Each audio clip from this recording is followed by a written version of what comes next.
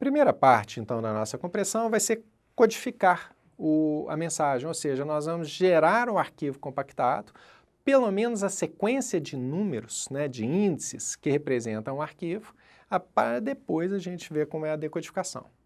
Existe um algoritmo para isso, existe uma sequência de passos, né? A sequência de passos, ela inicia assim. Primeiro eu coloco todos os símbolos básicos no dicionário. Veja, isso significa que se você tem uma mensagem ou um documento que é só de texto, você vai ter que criar ali no dicionário os 26 caracteres do nosso alfabeto. Ah, mas se puder ser representado com maiúsculas e minúsculas, então de 26 nós passamos para 52. Se você for incluir os dígitos, são mais 10, então 62. Se puderem entrar pontuações e símbolos matemáticos, vai aumentando, né? Mas todos os símbolos básicos têm que ser inseridos inicialmente no dicionário. O mais comum é a gente representar não os símbolos, literalmente, mas os 256 valores possíveis de bytes. Ou seja, o nosso arquivo teria nas suas 256 primeiras posições os 256 valores de bytes possíveis, ok? Então, depois que você fez a inserção de todos os símbolos possíveis, básicos, né, de tamanho 1 no dicionário, a gente começa a entrar numa repetição buscando ver se a gente consegue símbolos maiores ou sequências de símbolos maiores. Então vamos lá. Eu vou, a partir da posição que eu estou no texto, então eu peguei o primeiro caráter do texto, depois o segundo, depois o terceiro, na posição que eu estiver, eu vou tentar achar a maior sequência de símbolos, W, que já existe no dicionário. Se eu tiver feito isso, se eu estiver começando agora, é óbvio que eu não posso ter nenhum símbolo já existente no dicionário maior do que 1, porque eu só fiz a inserção de símbolos básicos. Mas na medida em que eu vou evoluindo, eu vou ter sequências maiores. Então, eu vou, a partir daquela posição, eu vou tentar ver qual que é a maior string que já existe no dicionário. Aí eu escrevo o valor dessa maior string W na saída. Então, eu pego o índice dela e põe na saída. E aí eu vou pegar o próximo caráter no arquivo, juntando com aquela string W e inserindo no fim do dicionário, né? Então, olha qual que é o próximo caráter A que não fez parte de W, escrevo essa sequência da string W com o caráter A no dicionário e avanço uma posição no arquivo. Não pulo A, eu vou para a posição de A. Vamos ver isso na prática, né? Então, vamos supor que a minha mensagem seja Waba Waba.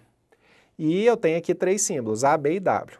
Eu não poderia colocar aqui 256 símbolos, porque senão, né, a tabela caberia aqui na minha tela, né? Então, eu fiz uma mensagem pequenininha, só com 3 símbolos, e coloquei os 3 símbolos aqui no dicionário. A ordem aqui nem é importante, tá? Eu coloquei a ordem alfabética só para facilitar um pouco aqui a organização. Então, eu tenho A, B e W, perdão, e coloco todo o dicionário. Aí, agora, eu vou procurar qual que é, estou na posição 1, começo daqui. Eu vou procurar qual que é a maior sequência de símbolos que já existe no dicionário. Olha só, é só o W, ok? Só o W foi localizado. Então, o que eu faço?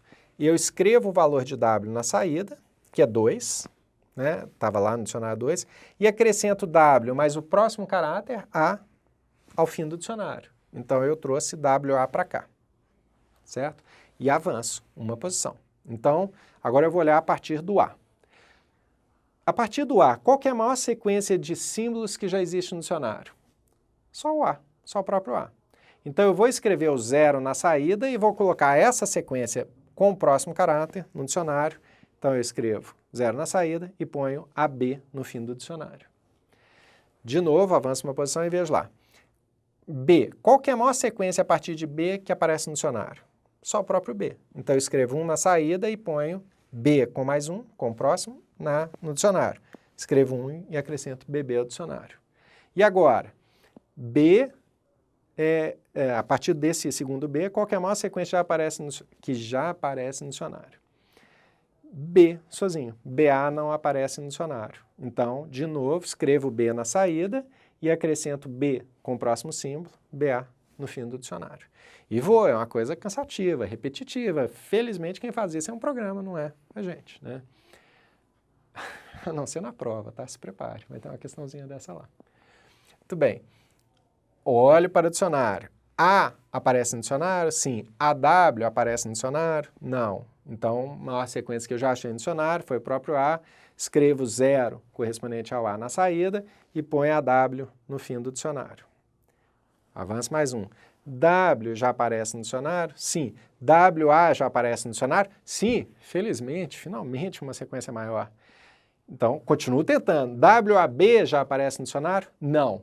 Então, o que eu faço? Escrevo o código de WA na saída, 3, e ponho o WAB no fim do dicionário. Vou de novo. Avanço mais uma posição. WA eu já passei, tá? B aparece no dicionário? Sim. BB aparece no dicionário? Sim. BBA aparece no dicionário? Não. BB sim, BBA não. Então, escrevo o código do BB, que é 5 na saída, e ponho BBA no fim do dicionário. Mas você está percebendo que aos poucos as strings vão ficando maiores na medida em que tem repetição? É claro que se for uma sequência maluca, que nunca tem um padrão, dificilmente você vai achar uma boa compressão. Mas o nosso idioma é cheio de repetições, né? Pensa, por exemplo, quantas palavras terminam com são, se cedilha, atil, ió.